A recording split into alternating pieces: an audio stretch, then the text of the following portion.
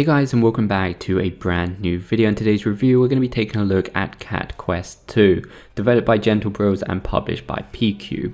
So a massive thanks to them for the review copy and for making this video possible.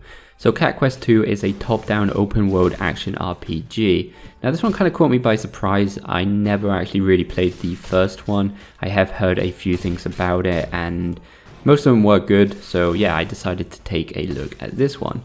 And turns out that this is actually a really nice little game. The first thing that caught my eye was the art style. I really do like the art style, and it kind of means a lot to me. In certain games, the art style must be good.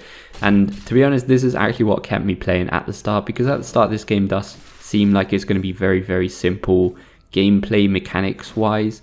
But the more you do play it, the more skills, magics, weapons and equipment you unlock. Now it doesn't get that overcomplicated, and it is nice as for a little game to come back to from time to time to chill. It kind of reminds me a bit of like classic Zelda games mixed with a bit of classic Final Fantasy, and some of the art style really reminds me of Paper Mario, especially the way the characters move, so that's a nice little thing. I really did like Paper Mario style. So most of the time it is a joyful game, lots of colors and nice music. A lot of cat puns, so yeah, I hope you're into those. It is for the most part a chill experience. The story is basically about the cat kingdom versus the dog kingdom. The player will be able to control a cat and a dog, basically making to look peace between these two kingdoms. This time around it also includes co-op mode, so you can locally play with a friend. You can control the cat or the dog, and the other player can control the other character. And it's a really nice chill game to go on a little adventure together. It really does feel so chill when you're playing like couch co-op with somebody. In this game there's also like a lot of side quests and exploration, side things you can do to find new weapons, equipment and stuff, which is kind of really nice. And there's basically there's a lot to do in this game for the price, that's for sure. Gameplay wise, like we said before, it's a nice balance of not over the top complex, but it has enough things in it to keep you playing and keep things fresh. You'll sometimes come across new spells to equip, you come across new weapons, new stuff, you can upgrade these weapons, you get passive abilities from time to time. So there's definitely enough things to find and keep customization going. If you're playing on your own, you can switch between characters with the press of a button, so it's kind of nice to maybe have one character as a mage and the other one for close combat, and then by press of the button you can basically change class. Obviously the other character will be controlled by AI, obviously unless you are playing with a co-op friend, but to be honest both ways are really nice ways to play. None of them's really that bad than the other one. It's obviously a bit more fun to play with a friend, but it's still really nice to play by yourself. Now, a few things I didn't like all that much. It really does seem like the type of game where you have to do a lot of side stuff if you want to be on the right level for the story. It feels like you can get really underleveled really quickly.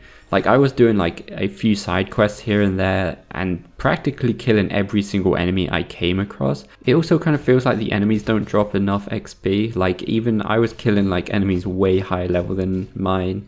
And yeah, I wasn't really leveling up at all.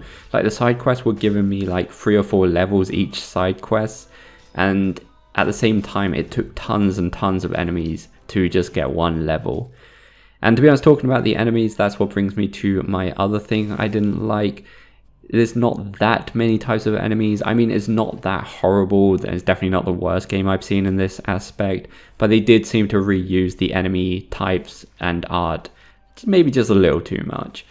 On the other side, it did seem that every single type of enemy did feel unique enough with their own attacks and stuff like that, so it's definitely passable for the game we're talking about. And to be honest, with all that said, I did like the game and it kept me hooked until the end. So for me it's an 8 out of 10, and I would definitely play this game being a cat lover or not. Plus you can control a dog in this one, so yeah. Cat Quest 2 will be available September 24th for PC and later this year for Nintendo Switch, PS4 and Xbox One. So hopefully this review was helpful guys. If it was, please go like and subscribe, and we'll see you next time.